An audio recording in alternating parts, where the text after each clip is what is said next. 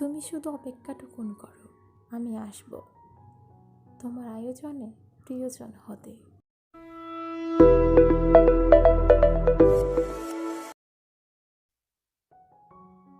Special এমন একটি শব্দ যার সাথে জড়িয়ে আছে রাগ, মান, অভিমান, ভালোবাসা, হাজারো না বলা কথা। সবার জীবনে যেমন একটি করে সিক্রেট থাকে, ঠিক তেমনই স্পেশাল বলে কিছু একটা থাকে। হয় সেটা মানুষ বা কোনো প্রিয় জিনিস, স্পেশাল বলে কিছু একটা থাকেই। আর ওই স্পেশাল জিনিসটি এমনই হয়, সবাই চায় সেই ব্যক্তি বা জিনিসটাকে খুব নিজের করে পেতে,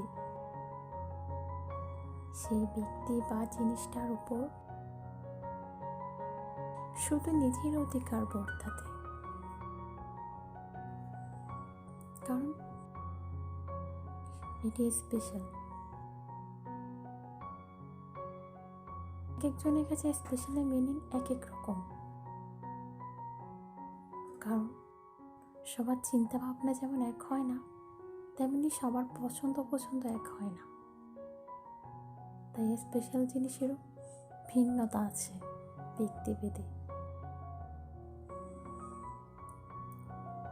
আর স্পেশাল যাই হোক না কেন, সবার কাছে সেটি স্পেশাল শব্দের মতোই সুন্দর, শুদ্ধ এবং ভালোবাসার একটি নাম,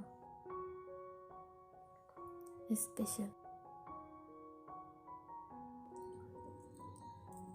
আমাদের সকলের জীবনে কম বেশি কিছু প্রিয় মানুষ থাকে,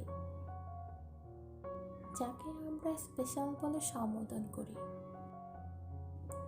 সকলের সর্বাত্মক চেষ্টা থাকে অন্তত বিশেষ দিনগুলোতে ভিন্ন আঙ্গিকে শুভেচ্ছা জানানোর পাশাপাশি নানা রকমের উপঢৌকন দিয়ে, যাকে আমরা সারপ্রাইজ বলি, তাদের প্রিয়জনদের খুশি করতে।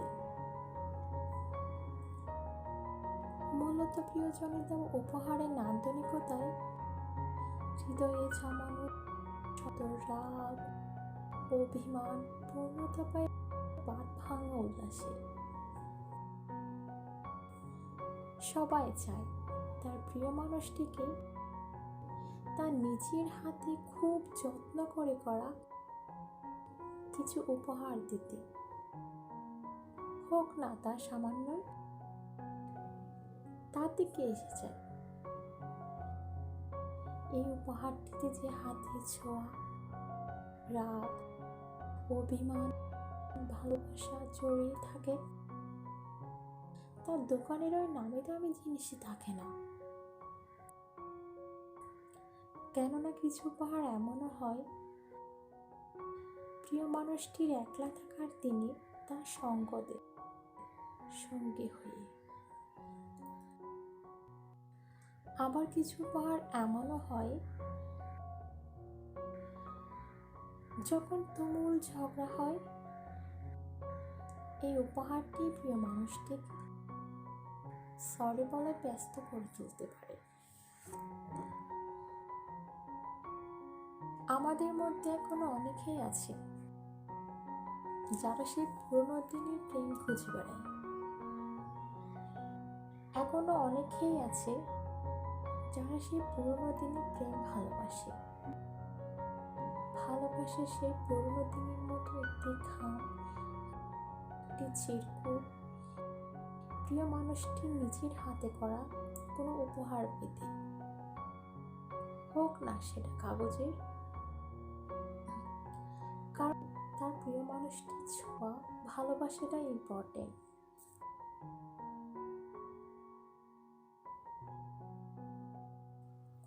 আর যারা বহু অপেক্ষার পর তার প্রিয় মানুষটিকে চোখের সামনে দেখে, তখন সে চায় তার প্রিয় মানুষটির মতো প্রিয় মুহূর্ত এবং দিনটিকে প্রিয় করে তুলতে নানা উপায়ে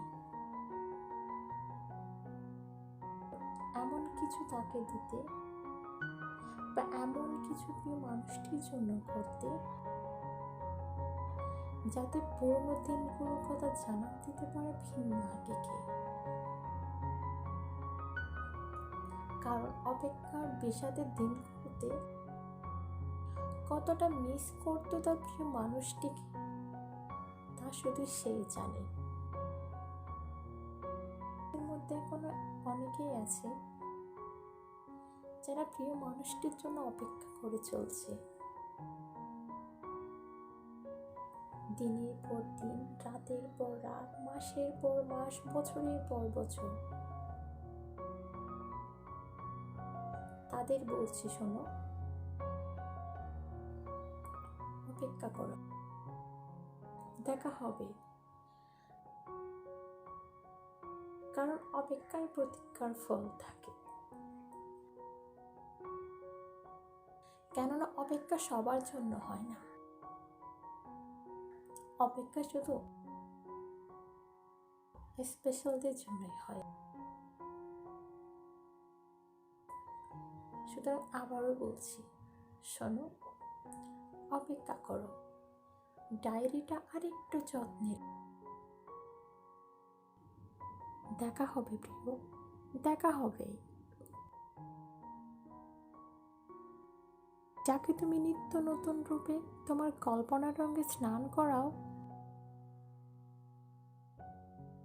হাজারো গল্প পরপর সাজিয়ে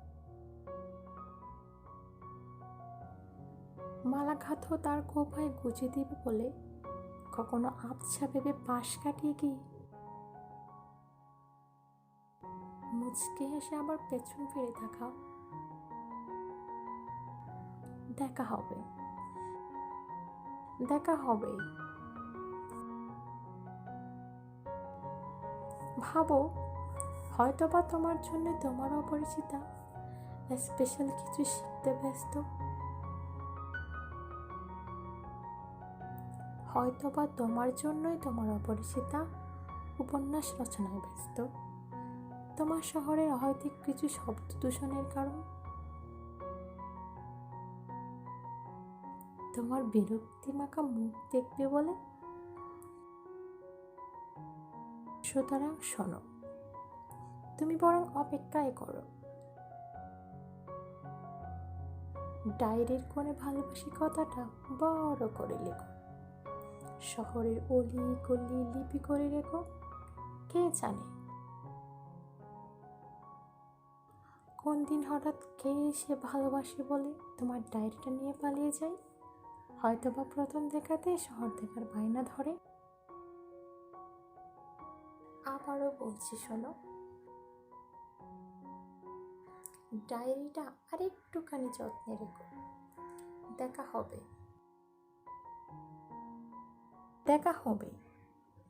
আয়োজনের প্রয়োজন নাও হতে পারে, কিংবা বিনিশুদ্ধটা না থাকতেই পারে সবার গল্পে।